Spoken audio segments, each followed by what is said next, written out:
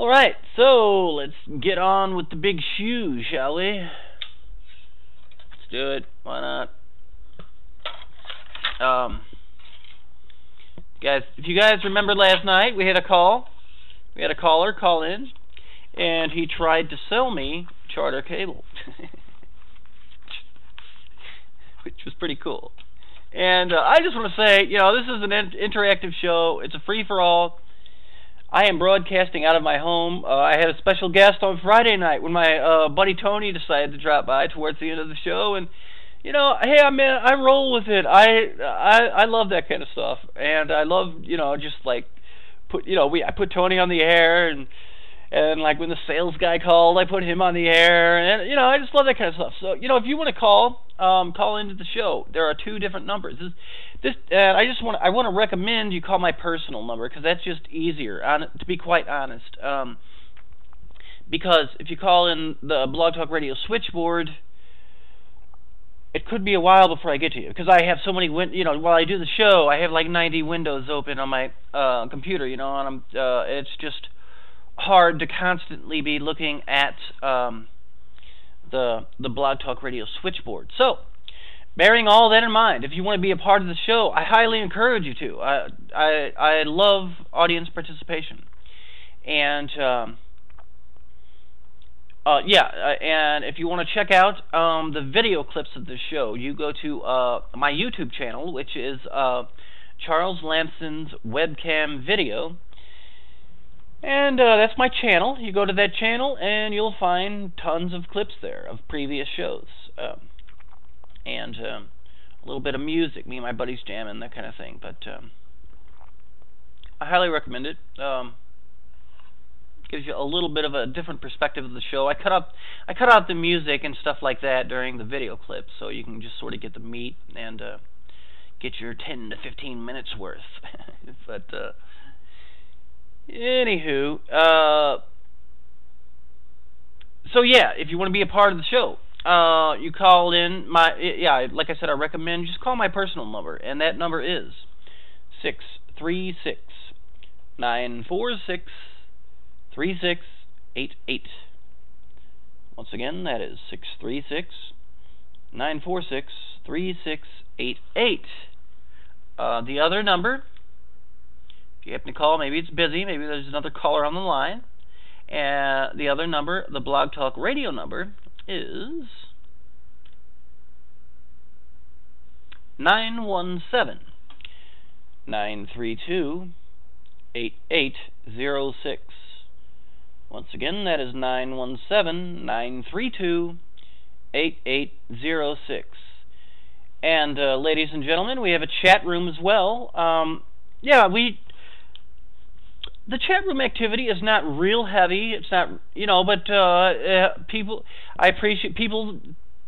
Some people drop by and they bring up some really good points. You know, we're getting some activity. So that really helps me out. Yeah, a guy showed up last night. He wanted to talk about insectoids, which, hey, man, I'm all about that. You know, I'm all about that kind of stuff. Insectoids, reptoids, reptilians, greys, whatever. I say, you know, let's talk about it.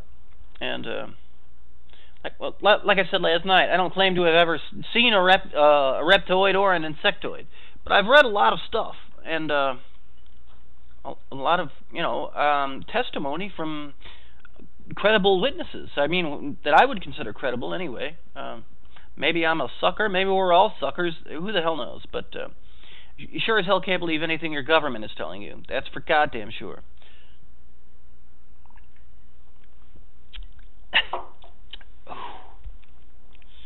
Shoot. So I just took a drink to wet my whistle, and it went down the wrong tube. So, wow. That water is powerful stuff. I think it's the fluoride. I don't know. But anyway, let's jump right into the show. And, pardon me, continue where we left off last night. And let me put this YouTube thingy up.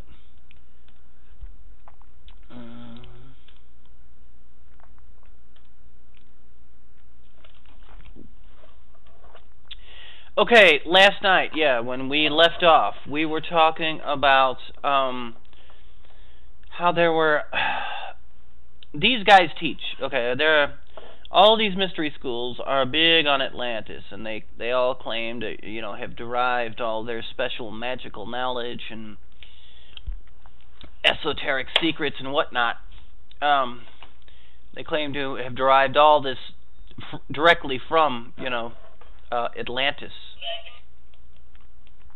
Now, do you believe that? I don't know what to believe anymore, to be quite honest. But anyway, so yeah, what's a common teaching among all these esoteric schools, Western esotericist schools, is that there were three main immigrations from Atlantis, and each of these occurred right before a great cataclysmic event. So there were three great cataclysmic events that finally destroyed. The final one finally destroying Atlantis altogether. But they were seismic disturbances, earthquakes. And so, yeah, and I think last night I got as far, I've talked about the first immigration and how the kind of magic they practiced was more along the lines of shamanism and, shoot, who was that? Bacchus. Bacchus would be a great Greek example of this first wave of magic, sort of just really tuned into the animalistic base level, drug, sex, and rock and roll, that kind of thing. Which, if you do not get tapped into a higher realm or a higher plane, eventually you go on a self-destruction course in this lower plane. And this is where the second immigration from Atlantis comes in.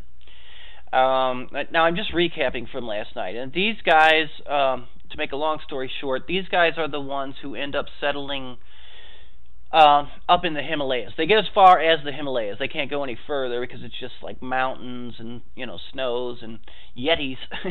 Well, I don't know if there were any yetis, but I just thought I'd throw that in there. The yetis, the Himalayan Bigfoots.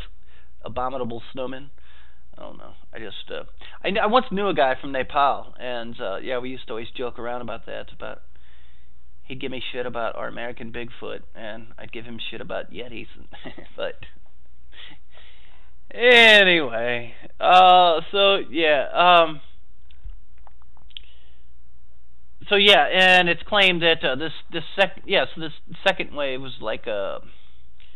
So the first wave was associated with power, just accumulating and wielding power over A, the natural elements, and B, your fellow man, and just basically yielding power and gaining as much power as you can so you can establish some sort of civilization or monarchy or kingship, what have you. The second wave of immigration from Atlantis was associated more with wisdom.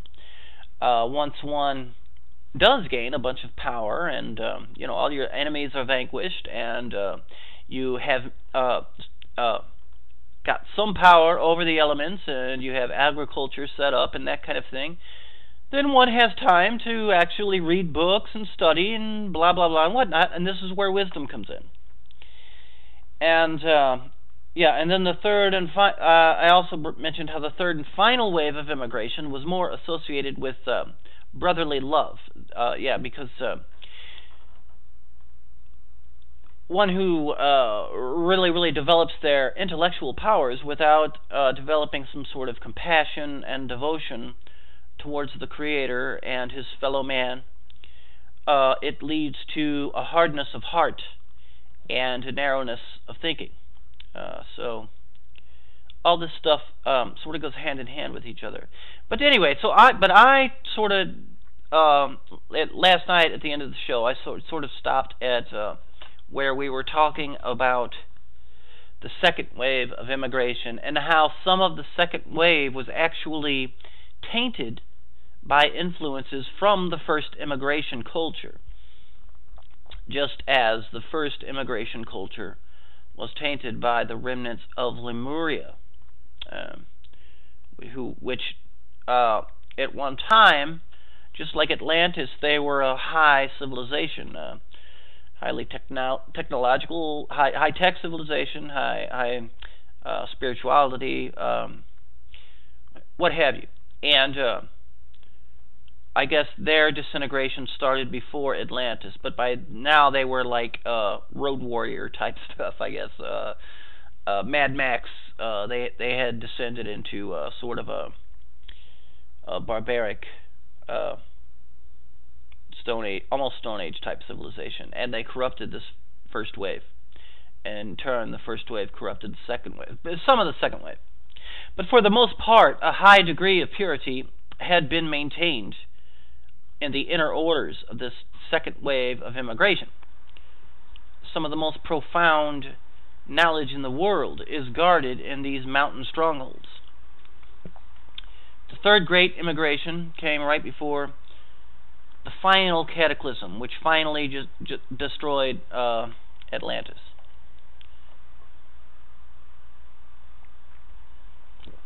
So, Atlantis sinks to the bottom of the Atlantic Ocean. And the third immigration, they leave right before this happens. And they travel eastward in a more southerly direction than the first two immigrations. These guys, this immigration, this third immigration, they cross northern Africa and they continue their journey until they are stopped by the Red Sea and the wilderness. So, they settle, these guys create a huge, pretty highly advanced settlement at the valley and delta of the Nile River, which we now know as Egypt. They founded the culture that is known to us as Egypt. Now, once again, I'm not claiming to know this is true or not. This is just a common thing that these mystery schools teach. So, bear that in mind. I'm not claiming this is actual history. I don't really know, to be quite honest. So, it could be. I mean, you know, show me the money. That's what I say. But, all right, ladies and gentlemen, I'm going to go ahead.